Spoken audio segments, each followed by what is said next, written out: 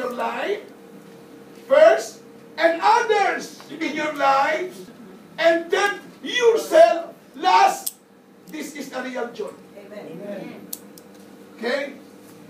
There is no joy at all if you put first yourself. There is no real joy. That's selfish. Joy, hindi yan. Okay, second, put others second. Then always first is Jesus. That's the meaning of joy. Okay, second, what is the meaning of the joy in the Lord?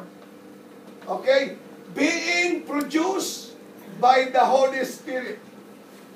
Okay, number 2, being produced by the Holy Spirit. Galatians chapter 5 verse 22. Anong sabi ng aklat ng Galatia? Chapter 5 verse 22. Lahat ng may kahilingan ngayong gabi, answered prayer. All the requests is being answered by God. Hallelujah. I always speak it because there is power in the word. Say it, say it. Okay? Chapter 5, Galatians, verse 22. Masa. Subalit ang bunga ng Espiritu ay pag-ibig, kagalakan, Ayun! Doon mo tayo. kapayapaan, Doon mo tayo. Doon mo tayo. Okay? Sa 22, but the fruit of the Spirit is love. Second is joy. Of course, if you are in love, there is joy.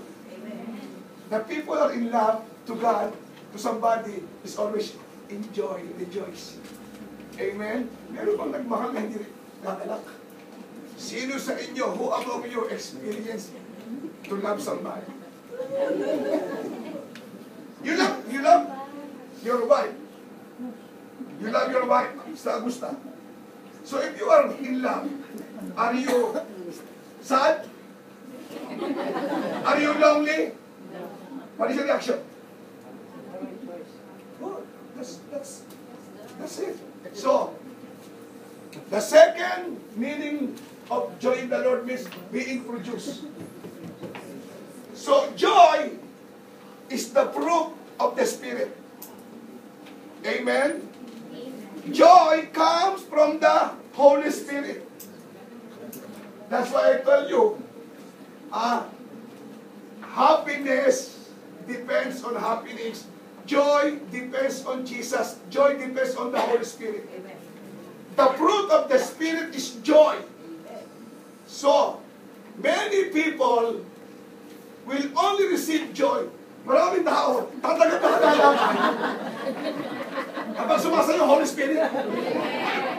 Amen? Pag hindi puspos ng Holy Spirit, may kagalakan.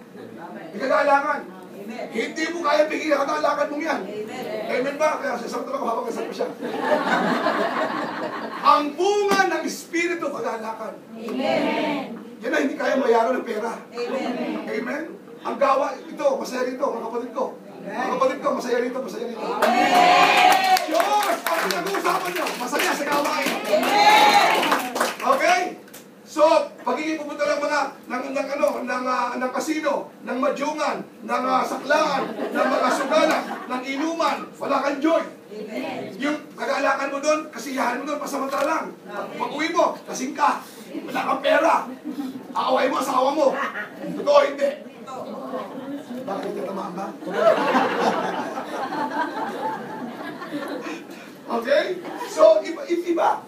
Ang kagalakan bigay ng Panginoon dahil sa Holy Spirit. Amen? Yung kasiyahan mo, pare, masaya tayo, inuman tayo, saya, inuman. Sandali lang, pasok ka ng beer house, nakalagay sa labas, 8 hours, happy hours, 8, ang cheap mo naman, 8 hours lang. Isa, 8 hours, happy hours. Sa mga night club, ilang oras lang ang kasiyahan. Sumayaw ka, kumanta ka, uminom ka, may mga babae, may katribon ka. After that, pag uwi mo, ano angel. This one? This one? Oh, yeah,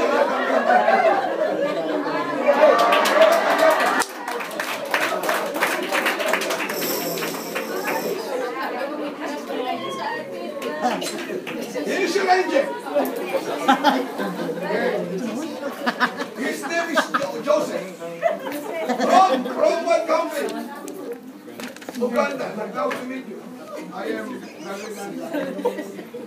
He told me that you are the one bringing charismatic. But how about you? Where are you? You're always busy. Joseph, I tell you, the Lord give you a job here. And then I will leave the Lord. Okay? Starting today, on Sunday, see you on Don Bosco. Okay? The Lord is Always. ano? You go to church. You go to the service. Amen! Brother, Agustino. Yeah, okay. So, put it.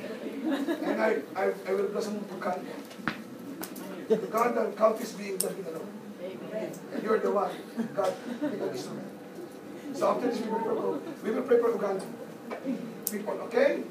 So, I'm sure you're so busy. Okay? So, let's continue. Are you guys tonight? So, we're talking about rejoice. Brother Joseph, rejoice. Now, what is the meaning of joy in the Lord? First, let's summarize. First, joy is a gift from God who believes in Jesus. So, if you put your faith on the Lord Jesus Christ, there is joy. There is joy at all. Okay?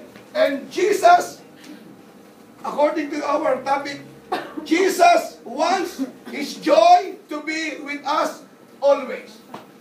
Okay? Then second, being joy in the Lord means being produced by the Holy Spirit. So, joy is the second fruit of the Holy Spirit. Amen? Amen? Amen. Joy comes from the Holy Spirit. Joy comes from the Holy Spirit. Hallelujah. Yes, I'm sorry, I speak in tongues. Hallelujah. You know the tongues, Brother Agustino? Okay? So, third,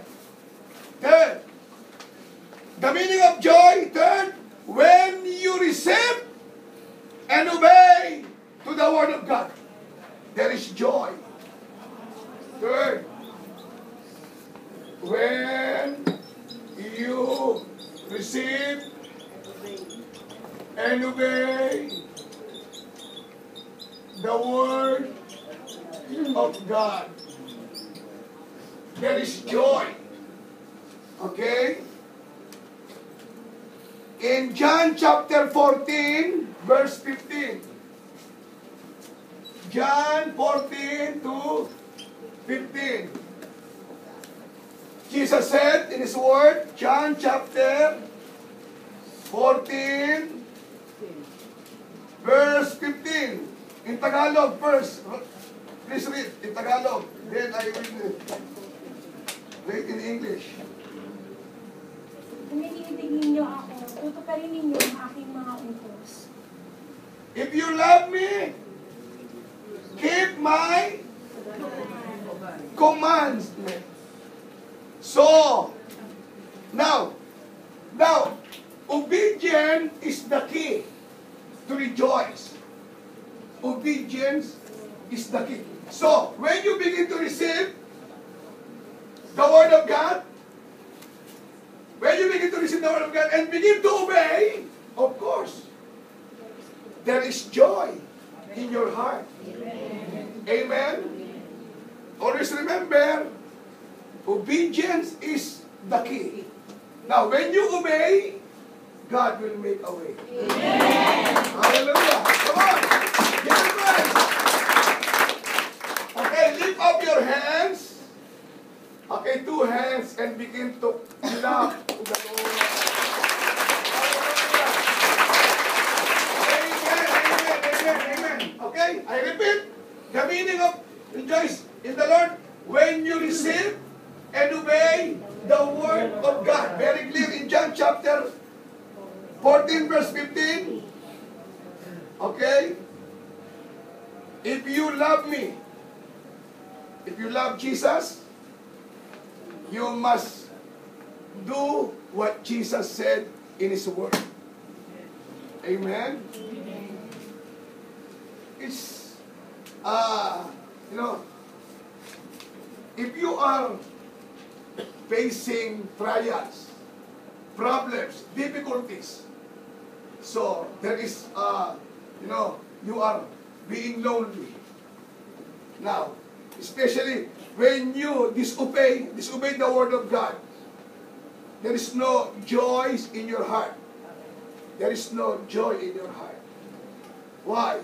Because you said you received Christ and you're not obeying. There is something wrong. So, receive and obey are, what do you call this? Side by side. Amen? Side by side. Kasama yan. Okay, then fourth. Tayo. Fourth. The meaning of the year of the Lord. Fourth, bring mix with trials. Bring mix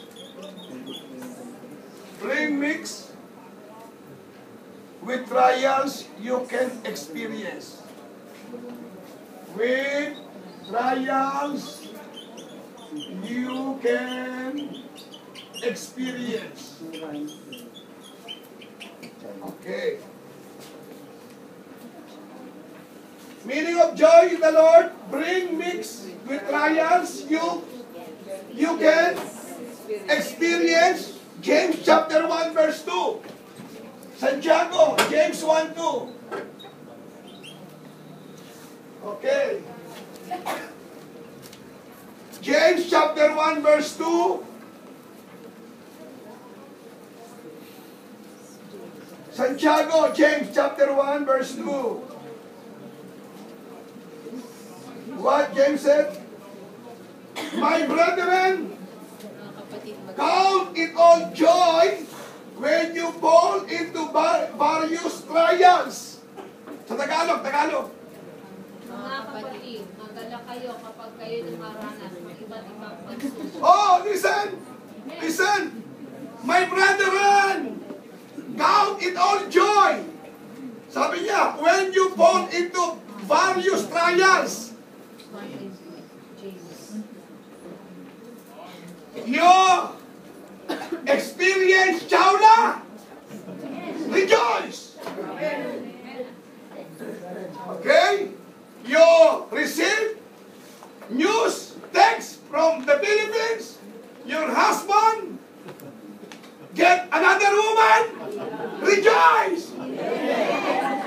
Brother, that is very difficult. But James said in the word, rejoice. You can do nothing.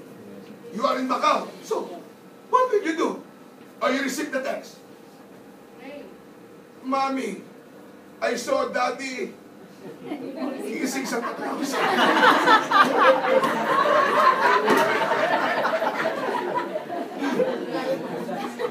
I saw Daddy kiss her secretary. Okay. So, matinding problema yun. Okay, pagsubok, tas trials. But the Bible says, Jesus is in you. No problem. My son, no problem with your dad. The problem is the devil using your dad to get another woman.